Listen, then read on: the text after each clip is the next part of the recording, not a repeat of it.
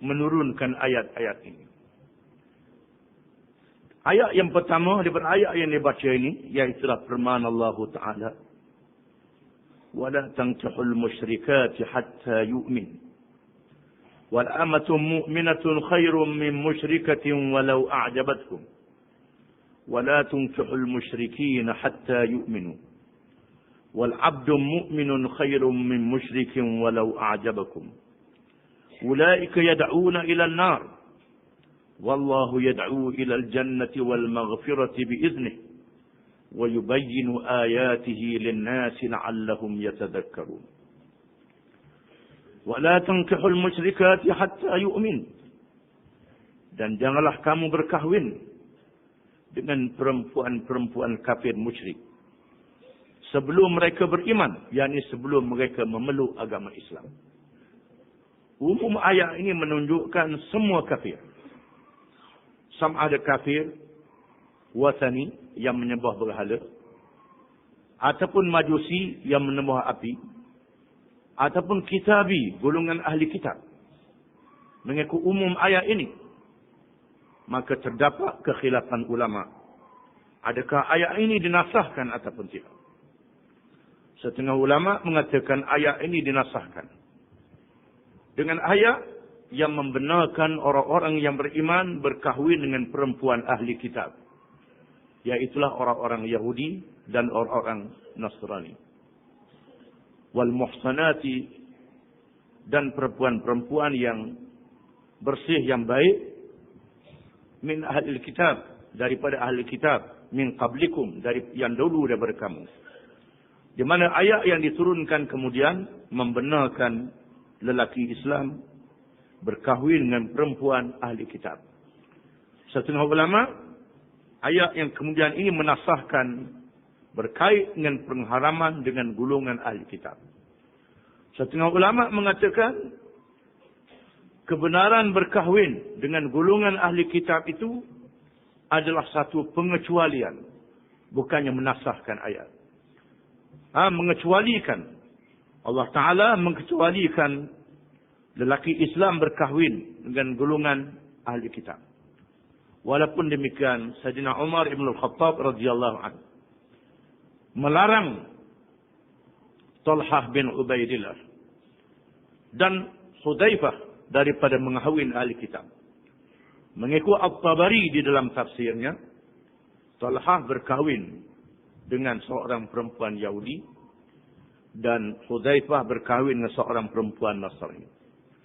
Mengikut Ibnu Katsir dalam tafsirnya, Hudzaifah berkahwin dengan perempuan Nasrani. Sayyidina Umar menulis surat kepada mereka berdua supaya menceraikan isteri mereka berdua. Lalu mereka menjawab surat Sayyidina Umar, adakah diharamkan? Tidakkah Allah menghalalkan? Dengan ayat Quran yang diturunkan kemudian daripadanya, Sayyidina Umar mengatakan, tidak diharamkan, tapi aku tidak membenarkan kamu berdua. Aku tidak membenarkan kamu berdua. Tindakan Sayyidina Umar adalah siasah syar'iyah. Siasah syar'iyah tidak menggalakkan orang-orang Islam berkahwin dengan perempuan kafir ahli kitab. Tidak digalakkan. Terutamanya orang-orang yang ternama, orang-orang yang menjadi contoh dan tuladan kepada orang lain. Oleh kerana Talhah bin Ubaidillah adalah sahabat yang besar.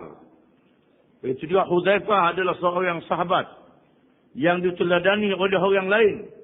Nanti orang lain berkahwin dengan golongan ahli kitab, menyebabkan mereka tidak berkahwin dengan perempuan yang mukminah dan muslimah. Maka Sayyidina Umar melarangnya kerana siasah syar'iyah. Ada ulama yang mengatakan bahawa berkahwin golongan ahli kitab ini hendaklah dilakukan dalam keadaan yang terpaksa. Apabila seorang Islam tinggal di negeri kafir, negeri yang tak ada orang Islam, negeri kafir, maka dia berkahwin dengan perempuan ahli kitab untuk mengelakkan diri daripada berlakunya zina. Ataupun dia kahwin dengan merasakan bahawa dia mempunyai kemampuan untuk menarik perempuan itu masuk Islam. Dalam keadaan dia kuat, Dia yakin, dia percaya dia boleh tarik perempuan itu perempuan itu kepada Islam. Itu dikawinkan. Walaupun Allah Ta'ala menghalalkan, tetapi Allah mengatakan, wala amatum mu'minatun khairum min musyrikatin walau a'jabatkum. Dan demi sesungguhnya hamba perempuan yang beriman lebih baik daripada perempuan yang musyrikah walaupun mengagumkan kamu. Berkahwin orang perempuan yang beriman lebih baik daripada berkahwin orang kafir, terutamanya musyrikah yang diharamkan oleh Allah. Begitulah juga dengan golongan ahli kitab yang dihalalkan oleh syarak. Namun demikian, berkahwin dengan perempuan yang beriman itu lebih baik daripada berkahwin dengan kafir ahli kitab yang diizinkan oleh syarak. Apalagi yang diharamkan oleh syarak itu lebih tak boleh lagi.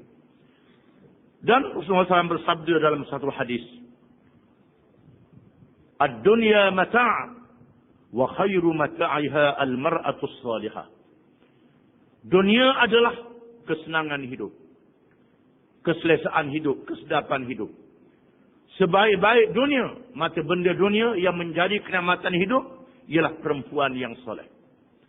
Disebut dalam satu hadis yang lain, "Al-mar'atu as-salihatu khairun minad dunya wa ma fiha." Perempuan yang salihah lebih baik daripada dunia dan segala isinya. Disebut dalam satu hadis yang lain, tunkahul mar'atu lima'aliha wa lihasabiha wa lijamaliha wa lidiniha fazfar bidzatid din taribat yadak.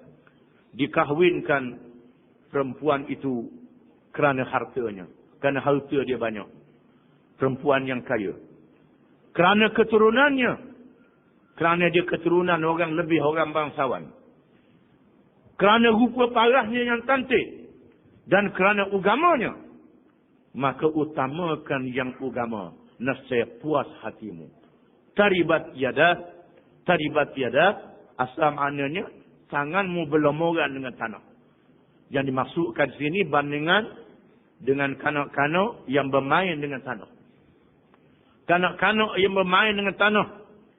Walaupun tanah itu kelihatan kotor, kelihatan tak bersih, tapi kanak-kanak itu berpuas hati dengan tanah yang dimainkan olehnya. Begitulah bandingan orang yang berkahwin dengan perempuan yang salihah, dengan perempuan yang baik.